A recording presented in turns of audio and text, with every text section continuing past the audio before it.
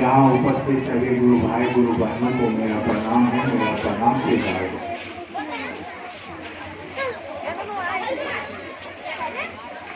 सबसे बड़ी बात है कि आज गुरु भाइयों और गुरु बहनों की संख्या देखकर मेरा मन बहुत ज्यादा गदगद हो गया। चलो महादेव की तरफ मेरे गुरु भाई गुरु बहन, सच में महादेव दया के सागर है। वो दया करते हैं, सब पर दया करते हैं। आप गुरु बनाइए तो भी, न बनाइए तो भी। आज साहब श्री का दिया हुआ तुलसी पहले में दया की याचना करना, इसको मुख संवाद करना। हिंदी में बोले या बांग्ला में बोले? बांग्ला बोले। साहब श्री हरिदानंद আমাদেরকে তিনটে সূত্র দিয়েছেন। ফার্স্টে উনি বলেছেন कि আপনি মনে মনে যে শিবকে গুরু বানিয়েছেন তাকে বলবেন कि हे শিব, আপনি আমার গুরু, আমি আপনার শিষ্যা, এই শিষ্যার উপরে দয়া করুন। এটা মুখ সম্মান, মুখে মুখে বলতে হবে না, মনে মনে বলতে হবে। 2 নম্বরে উনি বলেছেন कि আপনি যার সঙ্গে থাকছেন, যার সঙ্গে উঠছেন বসছেন গল্প করছেন, যে অতিথি আছে আপনার, যে পরিজন আছে আপনার, তাদের সঙ্গে গল্প করছেন, ওই গল্পের মধ্যেই ওকে সংবাদ দিবেন कि শিব আপনার গুরু আছেন, তারও হতে পারে। 3 নম্বর সূত্রে উনি বলেছেন যখন আপনি শিবকে গুরু বানিয়েছেন, তো যখন গুরু আছেন তো প্রণাম তো করতে হবে। তো 108 বার নমঃ শিবায় বলে ওনাকে প্রণাম করবেন। মাত্র এই 3টে সূত্র দিয়েছে। এই 3টে সূত্র পাওয়ার পর আপনার মনের ভিতরে হবে কি আছে, এটা সকালবেলা দয়া যাচনা করে দিব, কাউকে বলে দিব कि শিব গুরু আছেন, 108 বার নমঃ শিবায় দিয়ে প্রণাম করে দিব। এই 3টে সূত্র করলে কি হবে?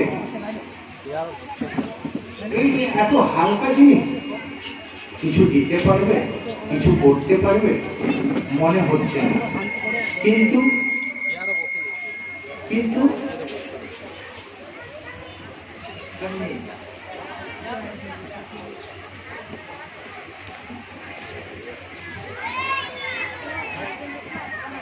তো এই 3টে সূত্র আমাদেরকে দিয়েছে।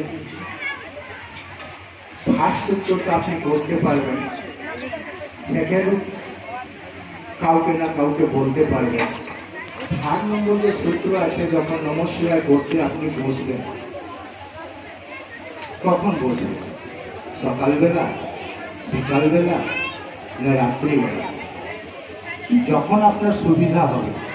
কিন্তু আমার মনে হচ্ছে কি যখন দিনের বেলা যখন আপনি বসবেন ওই মহাদেবকে প্রণাম করার জন্য, তখন দেখবেন কেউ না কেউ আপনাকে বাধা দিবে। ছেলে বলবে আমার শার্টটা কোথায়, আপনার হাজবেন্ড বলবে কি খাওয়াটা দাও, বাচ্চা আছে তো বাচ্চা চিচাতে শুরু করে দেবে। আপনার মনটা ভেঙে দেবে, আপনার প্রণাম কিন্তু ওই মহাদেবের কাছে যাবে। তখন কি করতে হবে? তখন সব থেকে সুবিধা হবে যখন রাত্রিবেলা সবকে খাওয়াইয়ে দাওয়াইয়ে ঘুমিয়ে দিতে পারেন আপনি। বাচ্চা ঘুমিয়ে গেল, হাজব্যান্ড ঘুমিয়ে গেল, ঘরে তালা দিয়ে দিলাম, যখন তালা দিয়ে দিলাম দেখলাম সব কিছু ঠিক আছে, ওকে আছে, এইবার আপনি নিজের বিছানার উপরে ঘুমাতে যাবেন। বাস তখনই আপনি চোখ বন্ধ করে আপনি দয়াই আছেন চাইবেন।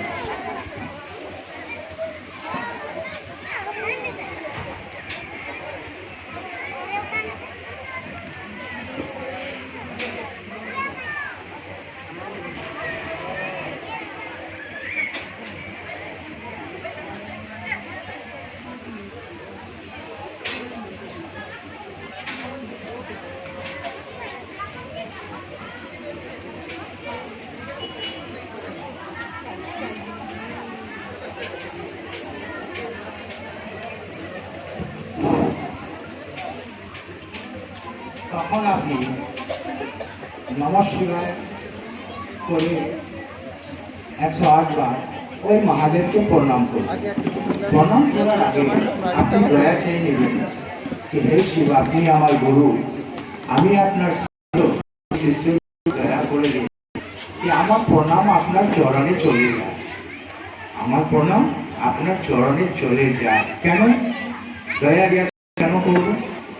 কেন কি যখন আপনি চোখ বন্ধ করবেন তখন দেখবেন ঘরের জিনিসগুলো সব আপনার মাথায় ঢুকবে। কখনো বাচ্চা আসবে, কখনো হাজবেন্ড আসবে, কখনো দোকানদারের কিছু পয়সা বাকি আছে ওইটা মনে পড়ে যাবে, দুধওয়ালা আসবে, মানে বিভিন্ন টাইপের যত গল্প থাকবে সে গল্প কিন্তু সে টাইমেই আসবে। যখনই নমস্কার করতে বসবেন তখনই ওই জিনিসগুলো আসবে। এটা কিন্তু সত্যিই ঘটনা। কিন্তু দেখবেন যখন আপনি হাজবেন্ডের সঙ্গে বসে কথা বলবেন তখন কিন্তু বাইরের কোনো কথা আপনার মনে আসবে না। 1 ঘন্টা বসে আপনি গল্প করতে পারেন, আপনার হাজবেন্ডের সঙ্গে করতে পারেন, আপনি নিজের প্রেমিকার সঙ্গে করতে পারেন, তখন মনের ভিতরে কোনো কিছু আসে না। কিন্তু মহাদেবকে যখন প্রণাম করতে বসি সারা জীবনে সারা দুনিয়ার মধ্যে যত কথা আছে তখনই আসে। তো তখন আসতে তো ওই প্রণামটা কোথায় যাবে? যদি মুদিখানাওয়ালা চলে আসে তখন ওই মুদিখানার কাছে প্রণামটা চলে যাবে। এই জন্য দয়ার যাচনা করবেন কি হে শিব আপনি আমার গুরু, আমি আপনার শিষ্য, এই শিষ্যের উপরে আমার দয়া করে দিন যে আমার প্রণাম আপনার কাছে চলে যায়। এই 3টি কাজ মাত্র আমাকে দিয়েছে। এই 3টি কাজ করে আমার জীবনে কি হবে? ঘর বাড়ি পাবো কি?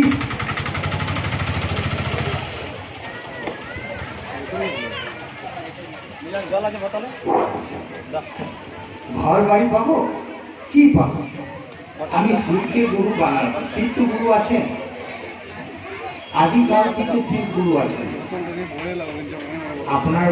আপনি বলবেন তবে উনি গুরু হবেন না। আপনি শিষ্য আছেন কি না সেটা আপনি দেখুন। আপনি শিষ্য আছেন সেটা আপনি দেখুন। ও তো গুরু আছে। শিষ্য মানে কি? শিষ্য মানে হচ্ছে গ্রহণ করা। কি গ্রহণ করব? খারাপ জিনিস না ভালো জিনিস? কি গ্রহণ করব? কোনো নিশ্চয় কিছু না কিছু ভালো জিনিস আছে যেটা গ্রহণ করার জন্য লোক বলছে, শাস্ত্রী বলছে। এই যে গ্রহণ করা আছে, কি গ্রহণ করব? আপনাদের ছোট ছোট বাচ্চাগুলো আছে, বড় বাচ্চাগুলোও আছে, তারা কিন্তু দেখবেন স্কুলে যায়। স্কুলে কেন যায়? আপনি যখনই সকালবেলা উঠছেন তখন আপনার মাথায় একটাই কথা আসছে কি আমি ছেলেকে স্কুল পাঠাবো। ফটফট জলদি জলদি আপনি কি করছেন? উঠছেন, ছেলেকে রেডি করছেন, রেডি করে ওকে টিফিন দিচ্ছেন, আর আপনি নিজের হাজব্যান্ডকে বলছেন যাও যাও ওকে স্কুলে পৌঁছিয়ে দিয়ে আসো। কেন ভাই? আপনি স্কুলে কেন পাঠাচ্ছেন? আপনি স্কুলে পাঠাচ্ছেন তো ওখানে গিয়ে 2 কেজি চাল নিয়ে আসবে, 5 কেজি ডাল নিয়ে আসবে, না আলু নিয়ে আসবে? আপনি কি দিচ্ছেন ওনাকে? 5 কেজি আলু দিয়ে পাঠাচ্ছেন না মিষ্টি দিয়ে পাঠাচ্ছেন? কিচ্ছু করছেন না আপনি। শুধু বাচ্চাকে 2টো খাতা পেন্সিল দিয়ে বই দিয়ে ওকে স্কুলে পাঠিয়ে দিচ্ছেন। আপনার ভিতরে, আপনার মনের ভিতরে কি মকসদ আছে? আপনি যে স্কুলে পাঠাচ্ছেন আপনি তো নিশ্চয়ই কিছু ভাবছেন কি আমি ছেলেকে কেন পাঠাচ্ছি ওই স্কুলে। কিছু না কিছু তো ভাবনা আপনার ভিতরে আছে।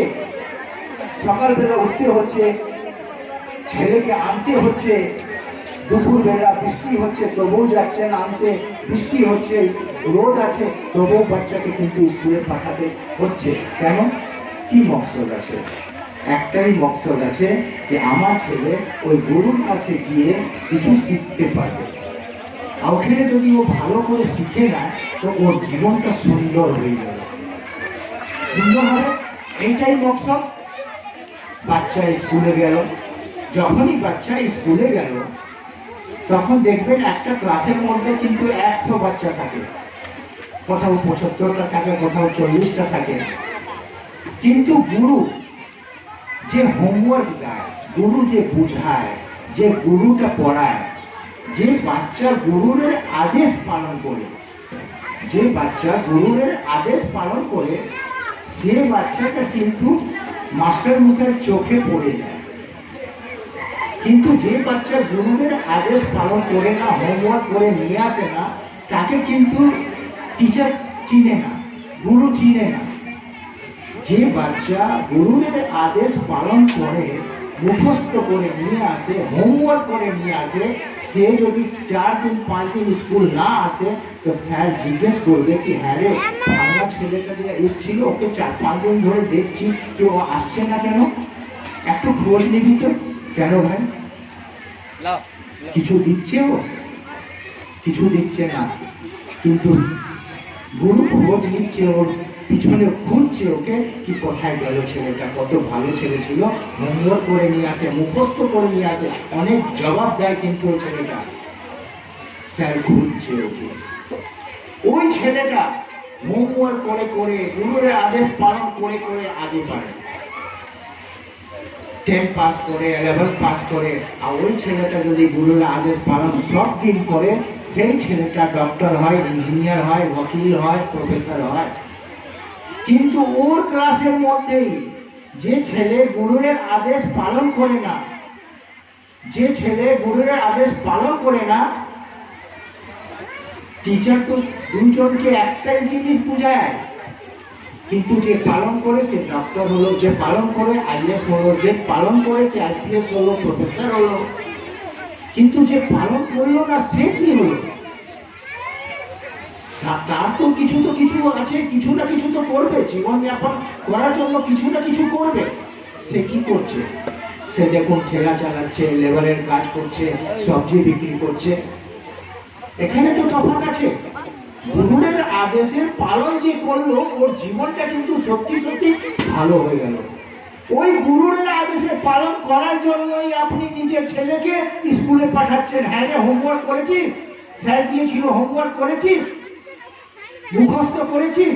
মা বাবা কিন্তু ছেলের পিছনে থাকে যে ওই হোমওয়ার্কটা করে স্কুলটা তুই যা, ওকে হ্যাবিট করে, ও হ্যাবিট করা, মুখস্থ কর, লেখাপড়া কর, করে করে করে ওর জীবনটা কিন্তু সত্যি ভালো হয়ে যায়। যেদিনকে ও ডক্টর হয়ে যায়, যেদিনকে ও ইঞ্জিনিয়ার হয়ে যায়, আপনার বুকটা কিন্তু এত বড় হয়ে যায়।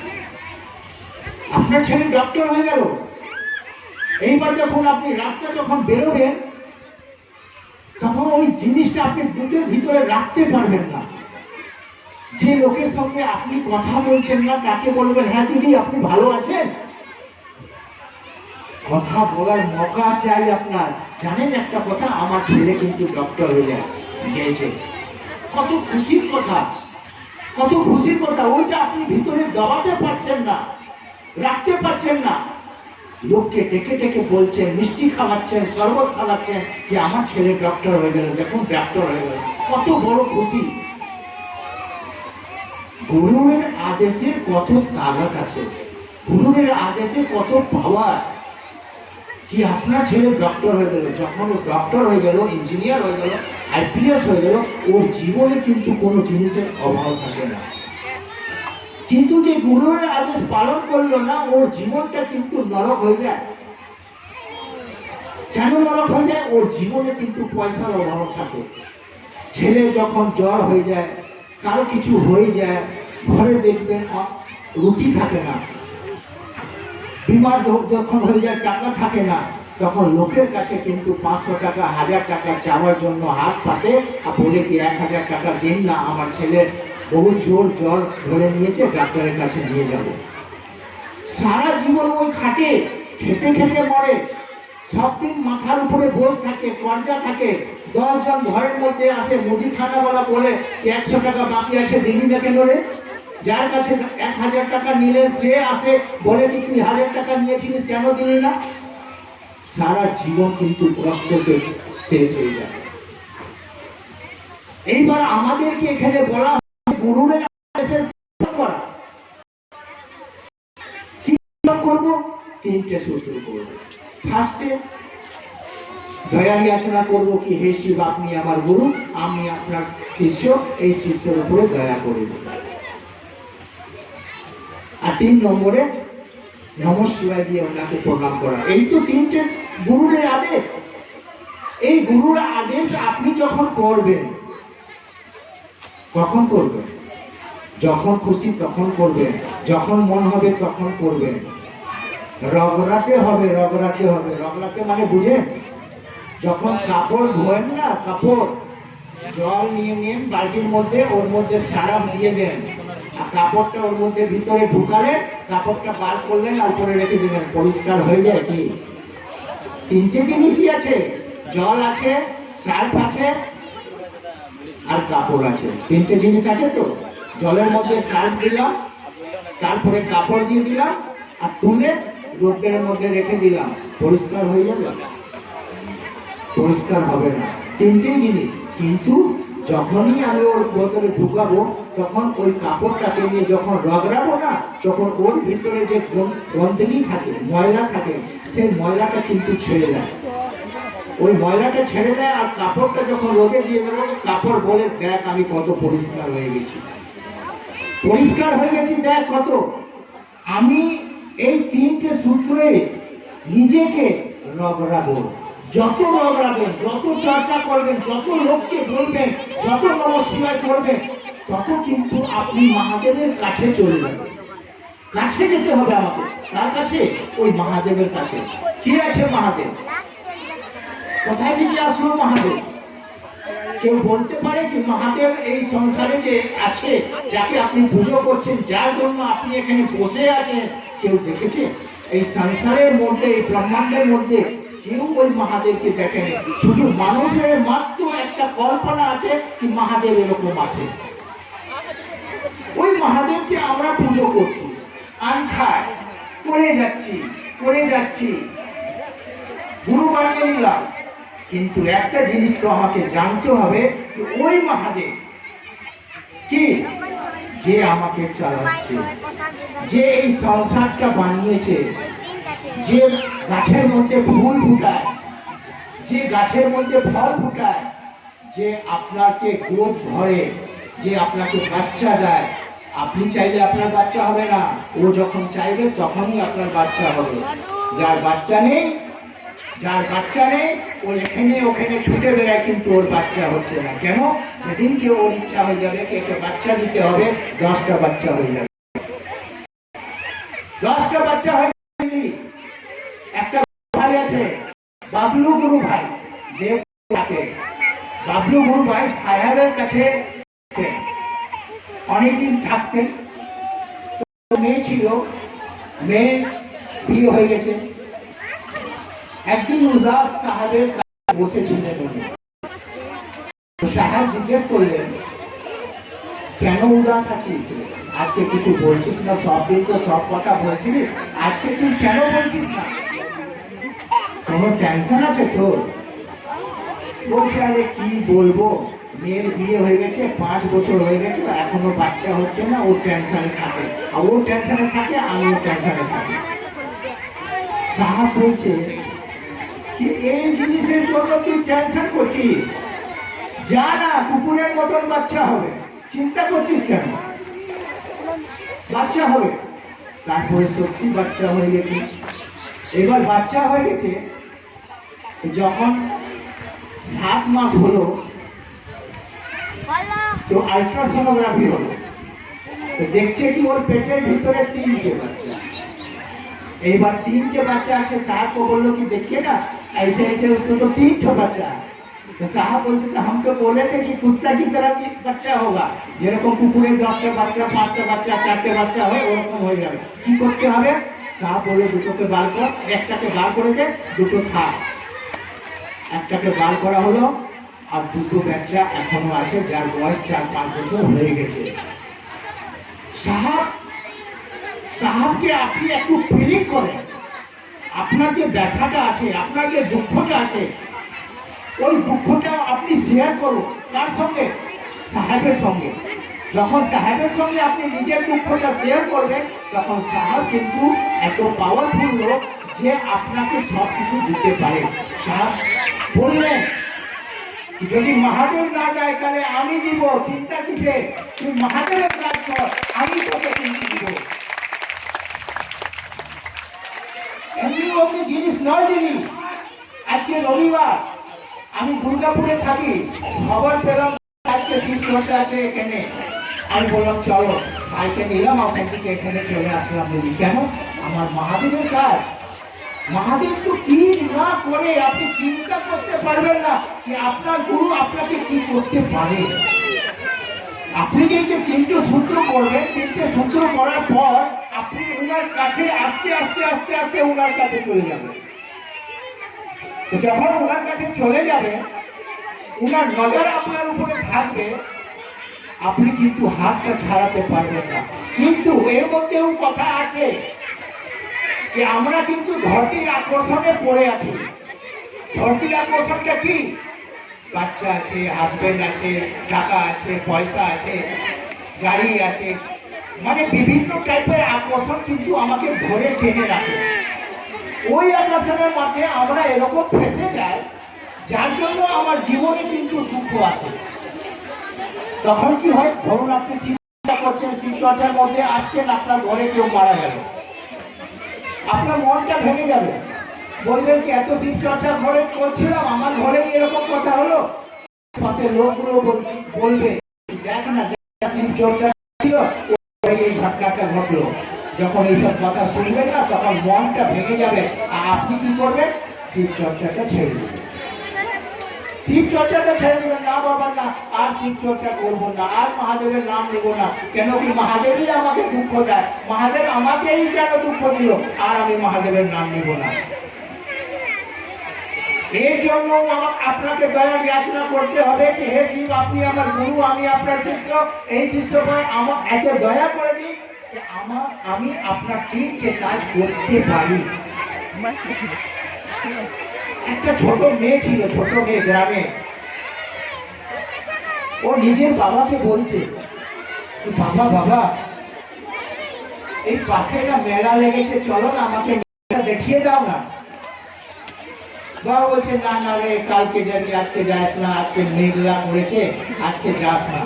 বলছে না বাবা, আমাকে নিয়ে চলো না মেলাতে। বলছে চল তাহলে, ঠিক আছে চল। মেয়েটাকে নিয়ে গেল মেলাতে। যখন মেলাতে গেল, তো রাস্তার মধ্যে একটা নদী, ছোট নদী চলছিল, যার মধ্যে হাঁটু জল ছিল। ওই হাঁটু জলটাকে পেরিয়ে ও মেলাতে চলে গেল। যখন মেলাটা ঘুরছে, তখন সন্ধ্যা হয়ে গেছে।